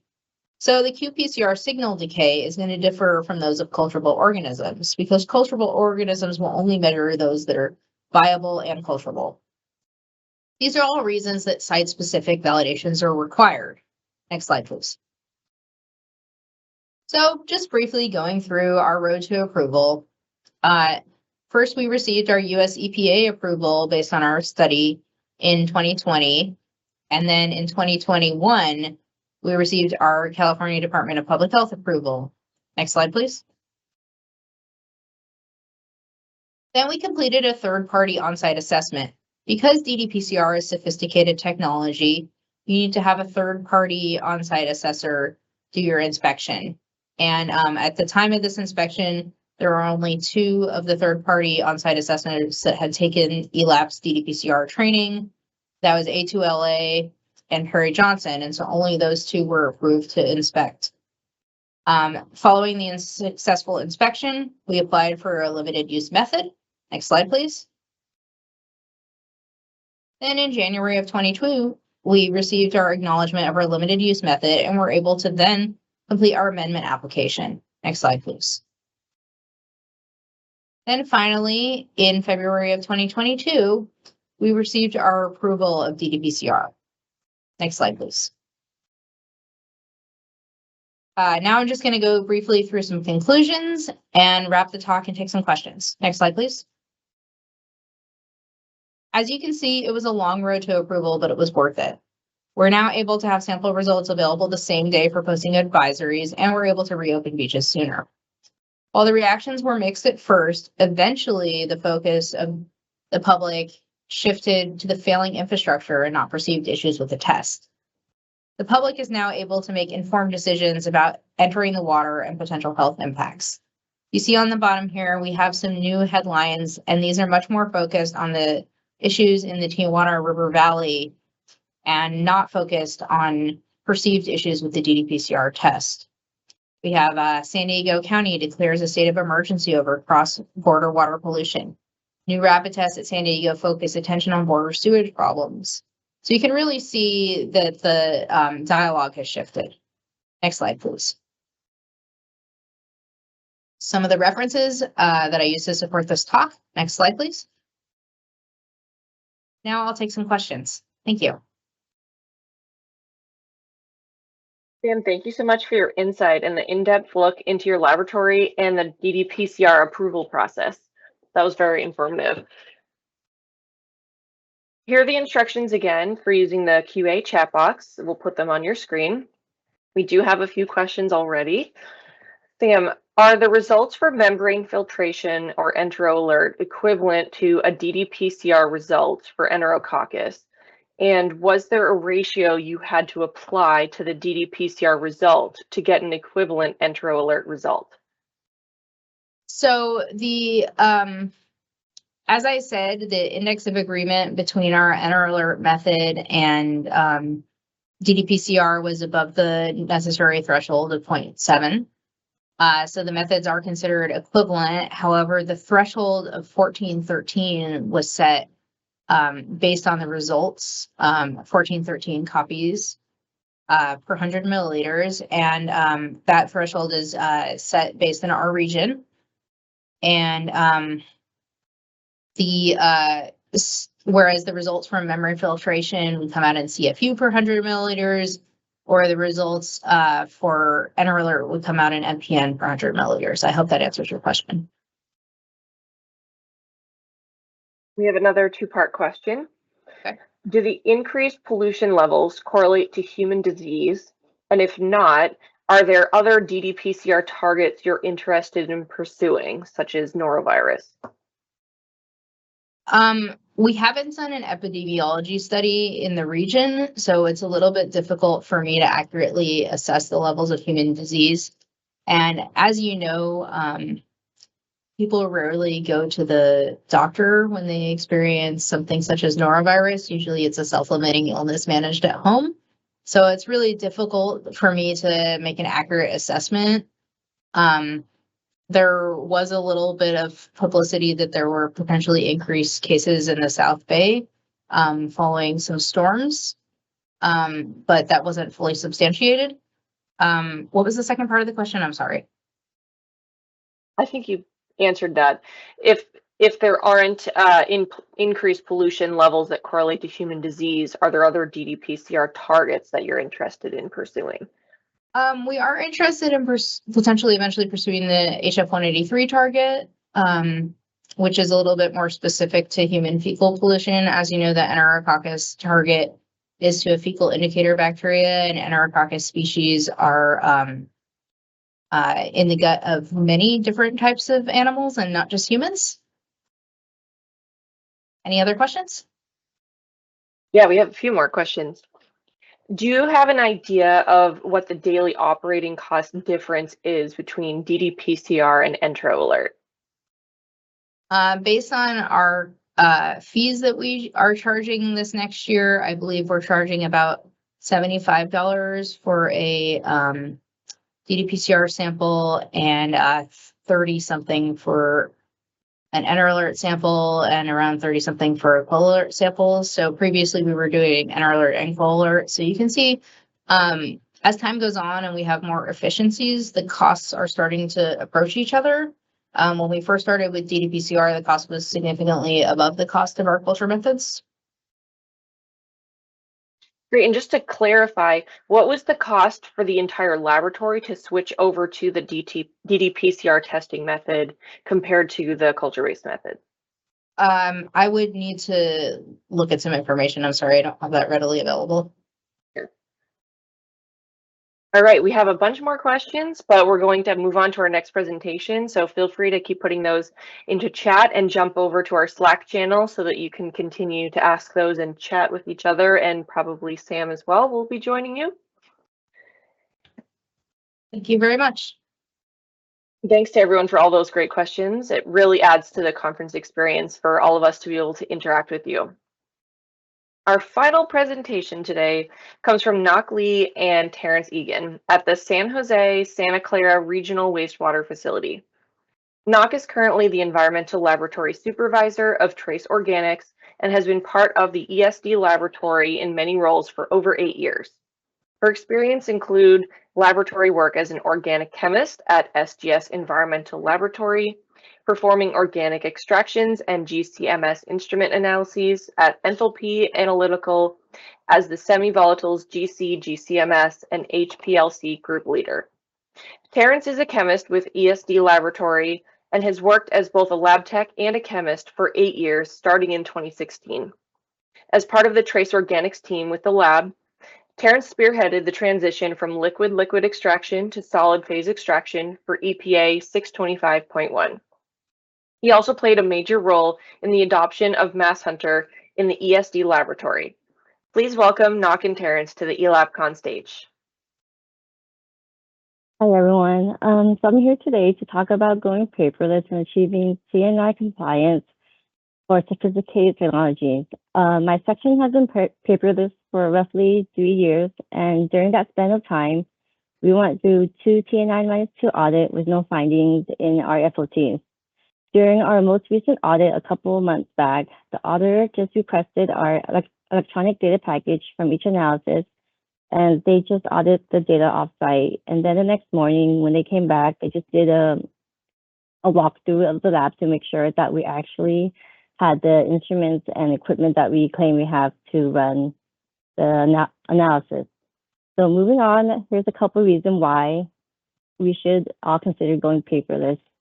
First and foremost, to save the trees, energy saving and lower greenhouse gas emissions, waste reduction, reduce chemical usage, promote sustainable practices, and by embracing paperless practices, individuals and organizations can contribute to environmental conservation and promote a more sustainable approach to information management. So in other words, it's to save space, ease of access to data security, and to modernize the workflow with new upcoming technology. One of the reasons why my group went paperless was to meet our watershed protection goal to go green. And one of the reasons why we were able to streamline this process is by using SharePoint. So SharePoint offers many features that made the transition process simple or more straightforward for us. And here's a short list of features that make SharePoint beneficial for us. First one, document management, where you can make and track all your changes. Team or group sites, where you're able to customize to meet individual or group needs. And permission and security, so only authorized individuals can view, edit, or delete documents.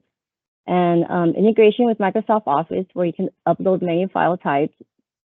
And regular backup to meet compliance. So our serious IT team back up the site daily, so we don't have to do anything. And the next bullet is from TNI itself.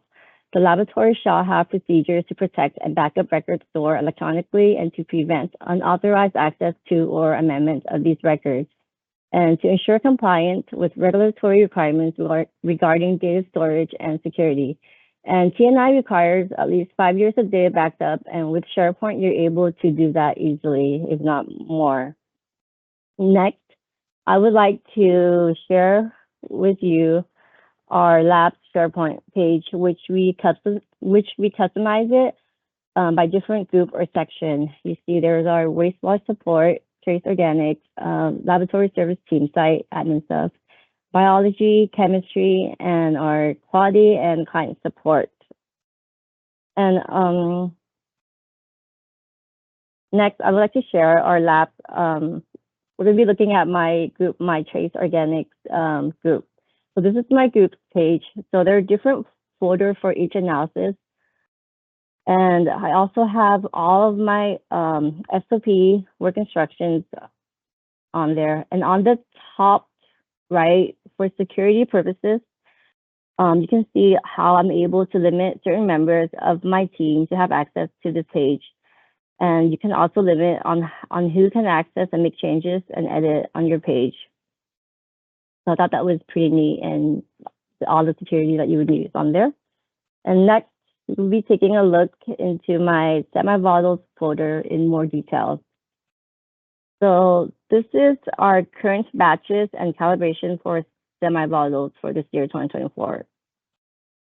On the top right, you can see the status of a batch, whether it's validated or not.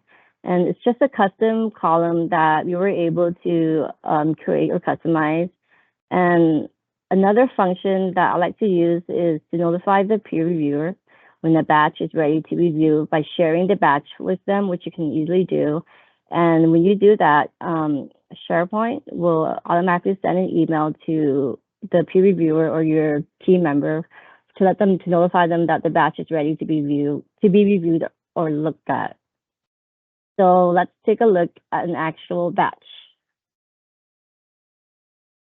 So this is a typical 625 batch, and this is what this is what we saved on a USB drive to give to an auditor last time. You will see here all the raw data, sample and QC reports, prep sheet, data analysis report, and batch notes.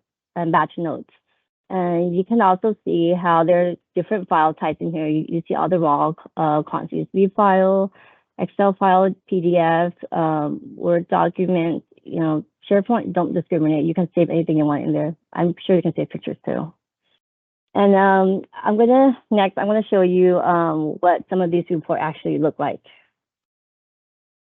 So on the top left, you would see a Cal report, which we just print directly from as PDF from our Math Hunter software.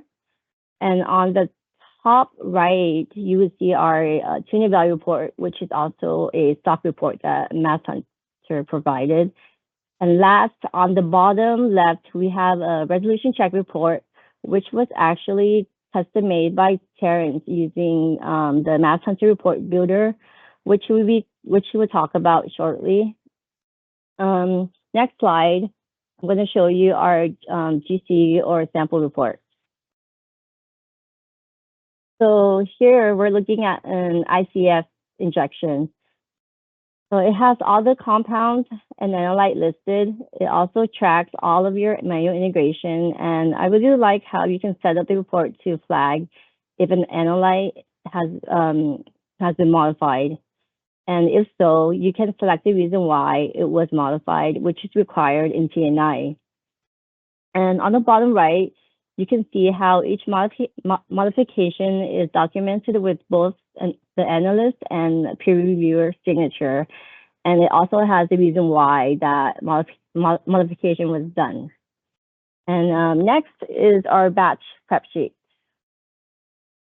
So we are currently in the process of transitioning over to Excellence or EcoSoft. So moving forward, we will be doing all of our standards, consumables, and instrument maintenance traceability all in Excellence. So that means that we will no longer be using any more logbooks, so saving more paper and trees. So let's briefly take a look at how we do it in Excellence. So this is a glimpse of our lab's inventory and standard page in Excellence. And I'm gonna show you a couple examples of what these look like, in detail. So here you have our baked or organic baked glass wool, where you see the date and time it was prepped, or maybe just date, and who prepped it. And in the inventory component, you can see the stock or the unbaked glass wool PCN number, and on the notes tab, it has direction on how it was prepped or made. So all the documentation is in Excellence in there. And next is just some other consumables. We have our SPE cartridges and our methanol, just typical login info. We have the lot number and expiration date, when we received it, and who received it, just the typical stuff that you expect to see in any lab. And let's look at something a little more complicated or just have a little more info. So here we have my semi-volatiles extraction spike. In inventory components, you can see how it is comprised of 6 other reference stock standards. Then in the notes tab, we have the recipe on how the spike was made, and all that is tracked by a unique PCN number. And next, I'm going to show you how we do our instrument traceability. So all of our instruments are on Excellence. So every maintenance or work done is saved as a task each time. So if you have your annual PM or service done by Agilent or a different company, you can just create a task and then attach the service report to the task so you can document it like that. And also, we can schedule future tasks and have LIMS remind us when it's time to give our instruments some TLC to make it happy. So you can just preset all these stuff for the future. So that concludes my portion of the talk. We had to switch to Mass Hunter due to Windows compatibility requirements. So it really made us take our paperless workflow to a different level. Before, we were just doing it and saving it in our network drive, but since the city is looking into getting rid of the network drive, so that's why we decided to switch to SharePoint. And Mass Hunter comes with a lot of stock reports for us to work with, and my group and I customize it to make it meet our needs. And Terrence will get into some specific details, since many people were more interested in that portion after my talk last time at BACWA.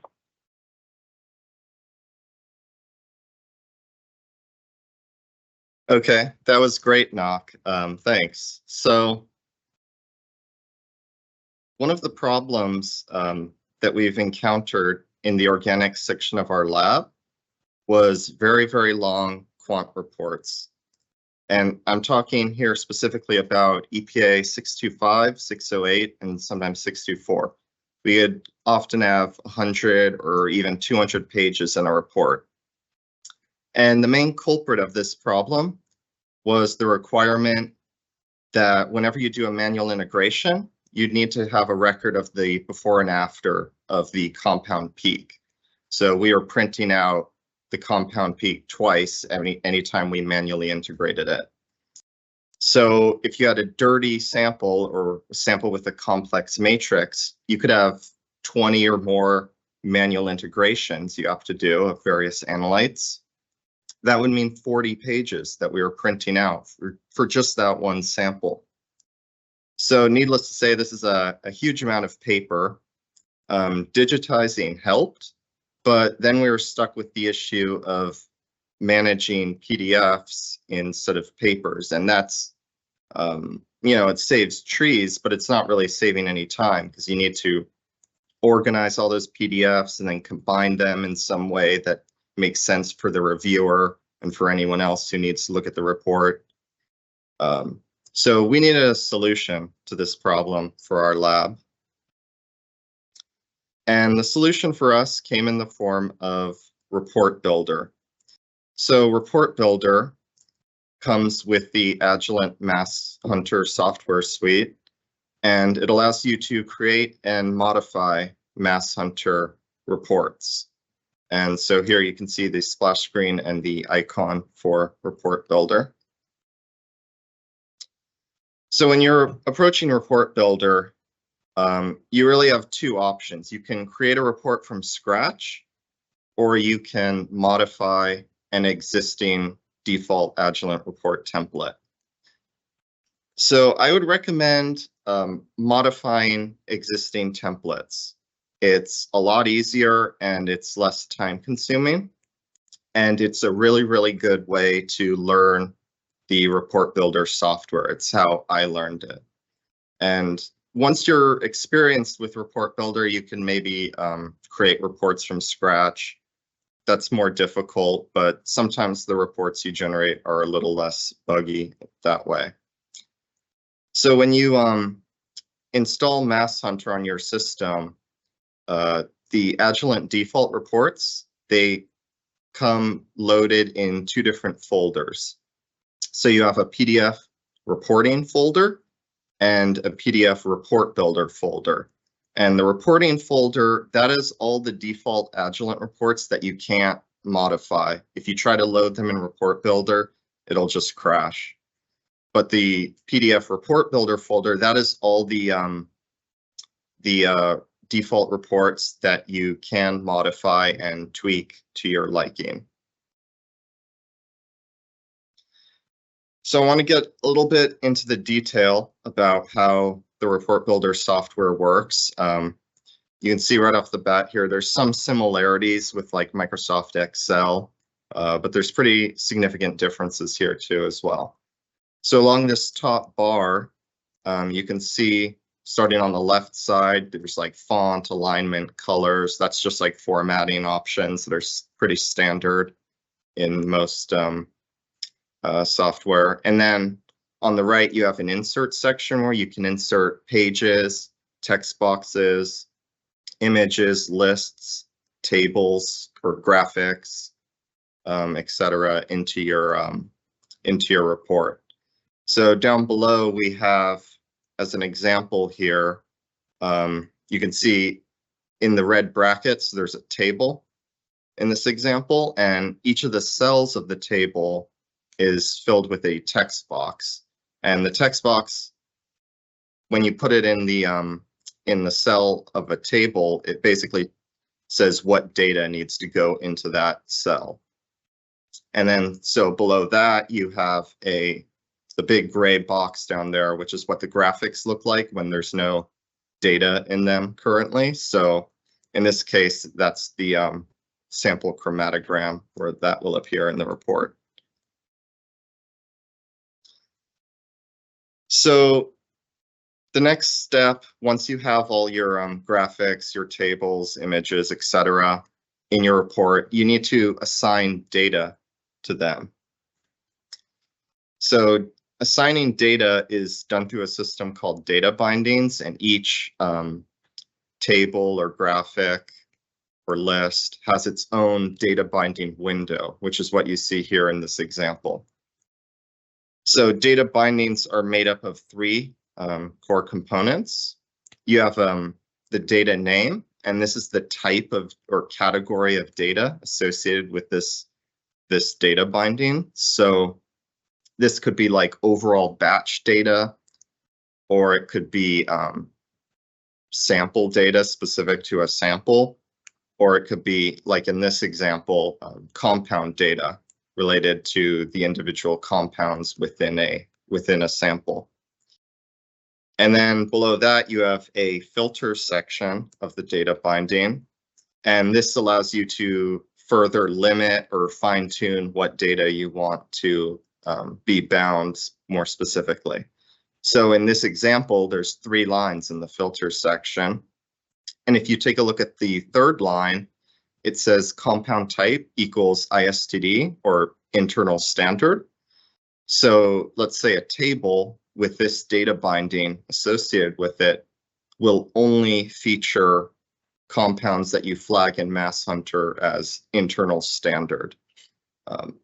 And then the final section of a data binding is just the orders, and that's just the order things will be sorted out in.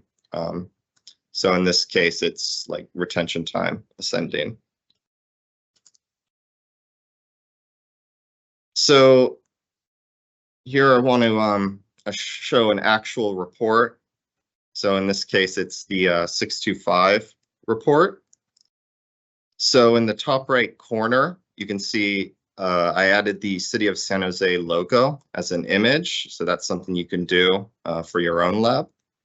And then below that, we have a table, and that is all the meta information for the sample. So like dilution factor, the operator, the sample name, etc. And then below that, you can see the sample chromatogram in the big gray box. And then after that, you have a succession of 3 tables. There's an internal standards table, which is actually where that data binding window from the previous slide came from. So this will only have the internal standards that were used in this sample. And then the same way, below that, you have a surrogate table, just again for surrogates. And then finally, you have your target analyte table with all your analytes of interest in it.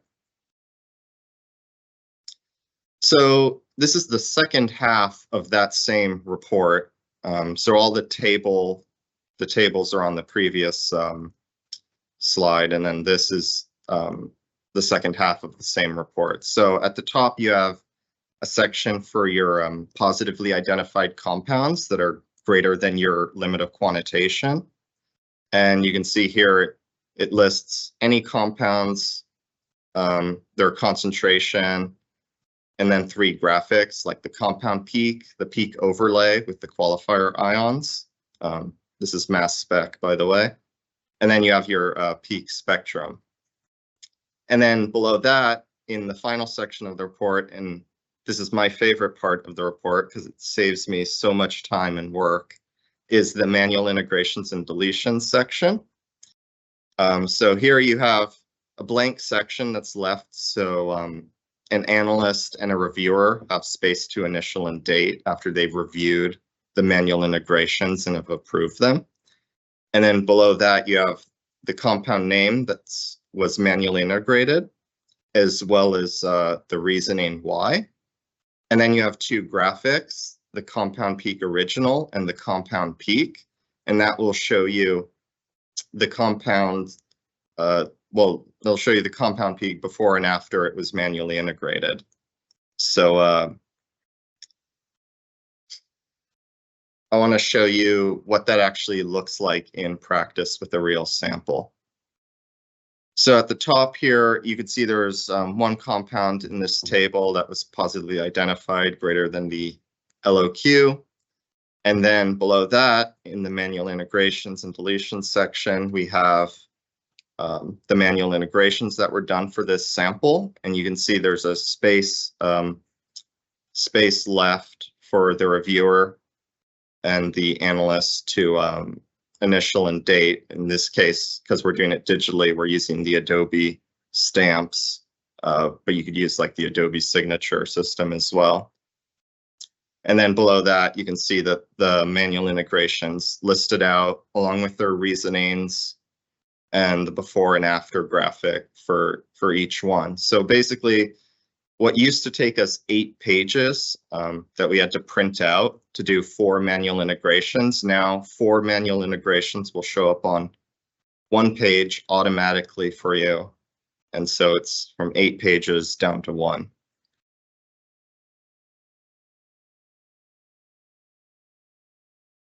So this concludes our presentation. I hope you all are somewhat a little more motivated to go green to save the environment. And it's honestly not that bad and complicated, and we should not be afraid of making use of all the new technology out there to make our life a little easier. Feel free to ask me and Terrence if you guys have any questions. Zach and Terrence, thank you so much for your presentation. We're glad you're able to join us this morning. We do have a few questions. Do you utilize SharePoint for your SOPs? And if yes, how do you manage version control on SharePoint? So currently, yes, we have all our SOP on SharePoint, and usually the most current version is after it's approved by our QC officer, we would upload that on SharePoint. So then all the old version right now is kept with him, so he puts it elsewhere. But I think eventually he's in the process, because only right now at the lab, only my group has been switched to paperless, but eventually he's on his way to uploading everything on SharePoint also. So then you'll be getting all the older version and everything on SharePoint too. Thanks. Are all of your instruments able to use the MassHunter software? Are all of your reports able to use the same formatting? And can you import data from other instruments? So all of our instruments all of our GCs are currently running on MassHunter. That includes 3 GCMS systems and 1 GC ECD. And I did make that report so it could work actually on 608 ECD as well as on the mass spec systems, as you saw. As far as importing data, I think that should work fine. It should still work with the report.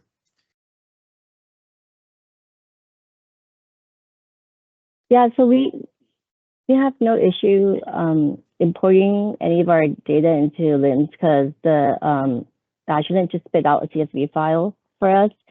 And when it comes to other instruments, I know that we have our anion, our IC, and we're currently trying to get that on paperless also.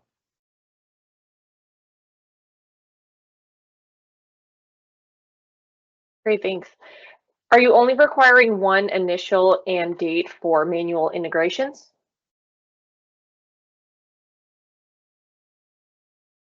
Yes. So currently we have require the analyst and the peer reviewer to sign and review. How customizable are the MassHunter reports? And once customized, can they be changed annually, for example, to update MDLs, RLs, etc., if the data integrity and security features have been activated? Yeah, so the it's pretty easy to update it if you need to change your LOQ or MDL or something like that. It can be done in just a couple minutes. I would say, as far as security is concerned, like if you don't want specific people accessing a report builder, you're probably best off doing the security through like Windows security. Get your IT team to make it require admin privileges to access the report builder application, and that way you can limit who's able to modify the report. Did your organization move away from using shared drives? Yeah, I don't think we ever used that, not that I know of. Can data binding flags be doubled up? Yeah, you can have as many data bindings as you need for like a table, for example, but it does get more complex pretty quickly. So it's best to try to minimize how many you have to use, unless you're like good at coding or something, and then maybe you can do more complicated things. And just to clarify additional detail from that question, so can an analyte be labeled as both a target and an SPCC/CC compound, or perhaps doubled up as both a target and a matrix analyte in order to obtain different report types? Yeah, that should be doable. You can flag compounds in multiple different ways and have them appear at different places in your report, have the same compound in multiple places.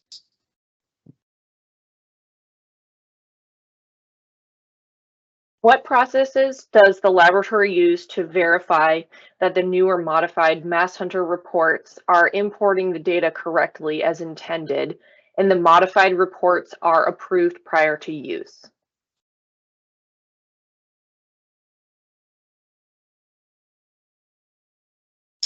Sorry, can you ask that again? Sure. What processes does the laboratory use to verify that the new or modified Mass Hunter reports are importing the data correctly as intended, and the modified reports are approved prior to use? Well, all our reports are approved by our QC officer before they go into use. So, and sometimes like a reviewer, if they see a manual integration they have questions about, they can go to the software, the Mass Hunter software itself, and review the manual integration that way if they don't feel like there was enough information in the report for them. Great, thank you so much for those great questions and for the responses from the presenters. And thank you to our presenters for all of the knowledge that you shared today. We want to let you know that the Slack channel will stay open for 19 more days, so feel free to continue those conversations there and pose additional questions to the presenters.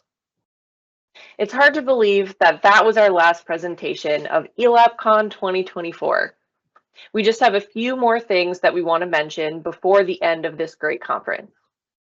ELAP works hard to provide as many resources to our laboratories as possible. On your screen, you'll see a list of a few of those resources. The ELAP webpage link is available on your screen and is where you can find the timeline guidance tool and ELAP email list. The ELAP YouTube channel includes recordings of previous ELAP conferences, along with other useful workshops and tools. ELAP has several emails that you can use to contact us, including the general inbox for general inquiries, elapca@waterboards.ca.gov, the technical inbox for technical questions, elapca_technical@waterboards.ca.gov, and the comment box for general comments, elapca_comments@waterboards.ca.gov. Finally, we'd like to thank a few people. To our steering committee, your input and ideas are truly invaluable to making this conference relevant and applicable. To our presenters, thank you so much for sharing your knowledge and experiences which benefit the entire environmental laboratory community. And thank you for your open participation. To the ELAP staff, both in front and behind the camera, your contributions to another ELAPCon are incredible and greatly appreciated. To ELAP's program manager, Christine Sotelo, a huge thank you for supporting us and working with us to make this conference possible. And most of all, a huge thank you to all of you in the audience for being here. We hope you enjoyed this conference and that you found the information beneficial. Please keep an eye out for a feedback survey about this year's conference. It's our hope that you found inspiration and continue the ELAP evolution and encourage change. Thank you for being here. See you next year.